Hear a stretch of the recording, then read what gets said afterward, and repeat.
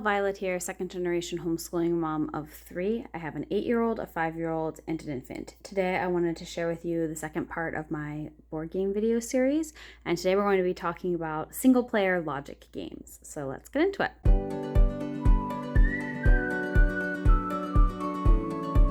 So we love single player logic games. We have a bunch of them. I'll share with you our favorites, a few that we didn't like, and where to start. So these two games, Mindo, they say my first logic game, and that is true. I think they're the simplest of all the logic games that I looked at. My kids started playing these when they were, I think I got these for my daughter when she was 4. My son, being the second kid, started playing when he was 2. He needed a lot of help. I think he could do them on his own when he was about 3, but only because he'd watched his sister do them so much. I think 4 is probably a good age for most kids to start these. Maybe even 5, just kind of depending on your kids. But basically what you're doing here is you have this puzzle, and the simplest ones just have this unicorn. That's kind of your main character in one of the spots, and then it tells you the color of the other pieces. And so you have to figure out, using these pieces, how to arrange them so that the colors of the pieces come together to form, this of course isn't on that card at all, but they come together to form the shapes that you see on the cards. And then as it gets more complicated, you're kind of trying to get the unicorns to the rainbows and put specific unicorns in specific spots. So these were really fun for both of my kids. The robot's the same way, it's just got a different theme, but I'll just open it up and show you too. Oh, that's the answers. So you've got the different robots. Eventually they're trying to make it to their workshop, and then they'll have the answers on the back. So yeah, these were really fun ones for my kids to start with. A good next step from there was, these are by the same, so these are by Blue Orange. Blue Orange also makes this pig puzzle. This is a path laying game. So you're trying, I don't know if you can see this, it's pretty small, but essentially you've got the 3 little pigs and you're trying to get them home. So you have different path puzzles and the cards will give you different obstacles, and then you have to figure out, using the paths they give you, how to get the pigs back to their houses, and then the answers are on the back. So this one was really fun as well. I think the red ones are the harder ones. These are all out of order. Yeah. And all of these games progressing difficulty. They usually have 3 or 4 difficulty levels that are color-coded so your kids can tell, oh, I'm struggling with this puzzle. Well, that makes sense. That's an orange one. That kind of thing. This next one is from Mindware, and this one's a bit harder. I actually don't think my daughter has finished all of the levels of this yet, but this is called Logic Links. And the cards, you have little chips, which hopefully, oh, my daughter took them out of the bag. You have all these little chips, which come in a little bag to keep them organized, which we seem to have lost the bag. But you have these cards with challenges, and you have to be able to read to play this game, or have somebody read it to you. But it gives you different clues, and you have to figure out the correct order of the chips, and the answers are in a separate booklet. So if your kid is prone to just looking at the answer to try to solve the puzzle, this one has them in a separate spot. I think it's in this booklet. Yes, there's the answers. They just tell you the colors as letters. So this one's fun. My daughter's been slowly working through these ones as well. This next one, you probably are most of you are probably familiar with this game. It's a classic. It's I forget what it's called, but it's the car one. Rush Hour. So you have to get your little red car out of the traffic jam, and it'll give you ways to set it up, and then you have to shift the cars all around in order to move them away from each other so that the red car can escape and get out of the traffic jam.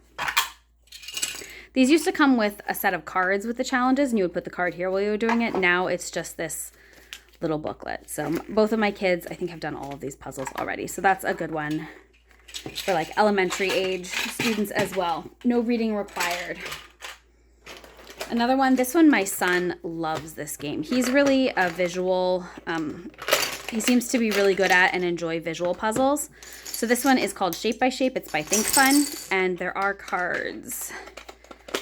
Here they are. But it's essentially like tangrams, but you have these pictures and you have to figure out how to get these pieces to fit in this square in the exact same shape as the pattern, and it has the answers on the back. So he'll do this for hours. He really, really likes this game. And again, most of these games I got at the thrift store. There's a few that I bought as gifts, but for the most part, we got these at the thrift store. Always check to make sure they have all the pieces if you can. This next one is a frog-themed peg game. I don't know if you guys went to those restaurants as a kid, like I did, that had the peg games on the table that you could play while you wait, but this is the same thing, just frog-themed. And so oh, there's the answers. It'll give you a setup, and you have to figure out how to jump all of the frogs over each other so that only the red one is left, and then it gives you the answers on the back. So my kids have played some of these. This one's just a little bit harder because you have to kind of plan out your moves in advance. It's just a little bit... that kind of pre-planning is a little bit more difficult. So my kids both got to a level in this that they got frustrated and stopped playing. So I think this one's better for older kids. Like I could still play some of these challenges and be challenged. The next one I have is Canoodle. This is for my son. And what this is it has a bunch of different challenges where you have to fill in the pieces that are missing. And then they also have 3D challenges where you're building pyramids. That's what it looks like when it's kind of finished. And so you're supposed to play through all of these puzzles before you play through the pyramids. I think my daughter skipped right to the pyramids, but my son did play through all of the flat puzzles before he started doing the pyramids. So this one's really fun too. This, I think, is the basic version, but there's a ton of different versions of Canoodle now. So if your kid likes this type of game, there are a lot of them. This next one is called Cat Stacks. It's from Brainwright. And it's also it has a 3D element in the more advanced levels, but you have all these plastic cat pieces. They come with other themes too, like there's dogs, farm animals, maybe a few others. But at the most basic level, it tells you what cats you need, and then you're laying them on the cards so that it only covers the squares, and it covers all of the squares. And then as you move to more advanced levels, you can see this is the answer for one of them. It starts to have you stack the cats on top of each other. So there's one where they're all laying flat, and then some more stacking ones. So my daughter likes cats, and she really enjoyed this game. And the pieces are so cute. These next two games are ones that I specifically bought for when we're in the car.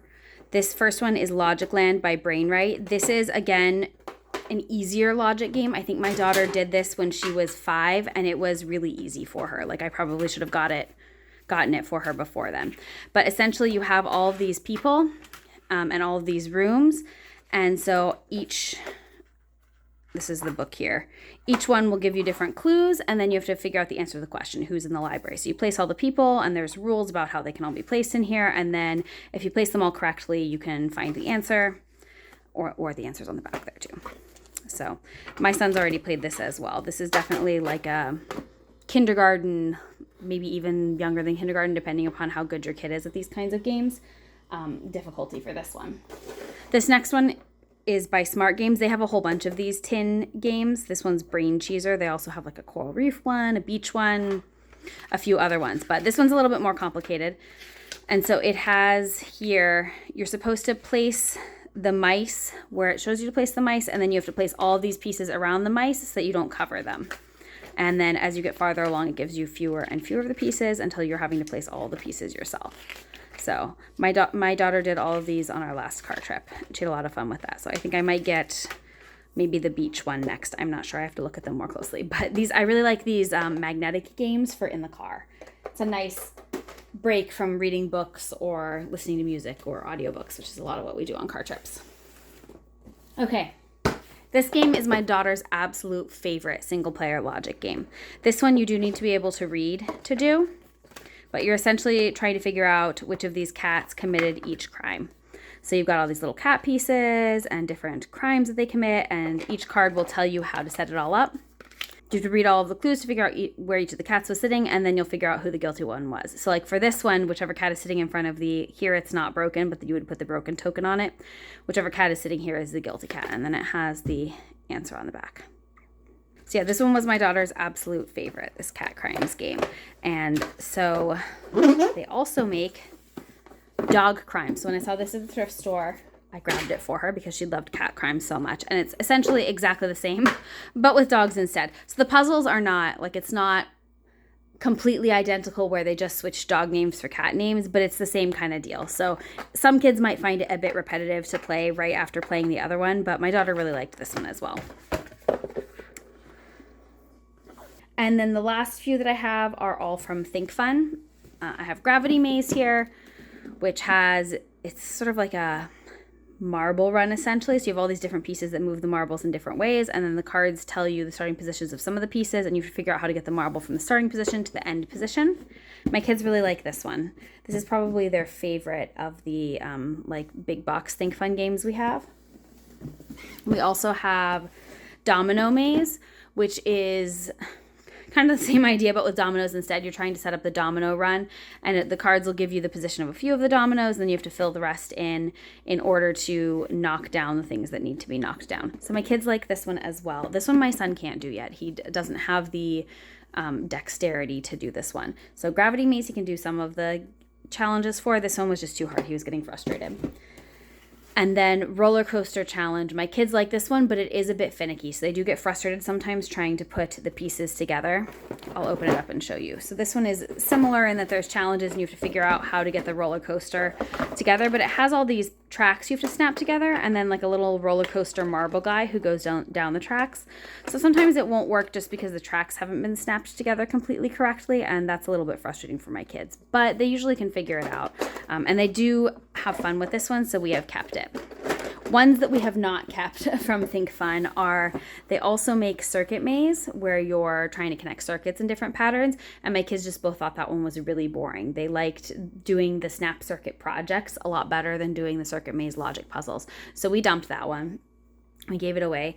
And then the other one that my kids didn't really like was Laser Maze. They felt like it was just too repetitive, the same kind of like just building a path, but now you're using lasers. And so we got rid of that one as well. So my daughter's favorite logic game is Cat Crimes, and my son's favorite logic game is Shape by Shape, just in case I didn't say that earlier in the video. Those are their absolute favorites. So I hope you found this helpful. I will link everything in the description box below. I am an Amazon affiliate, so if you click on an Amazon link and make a purchase, I will receive a small commission. Thank you for watching.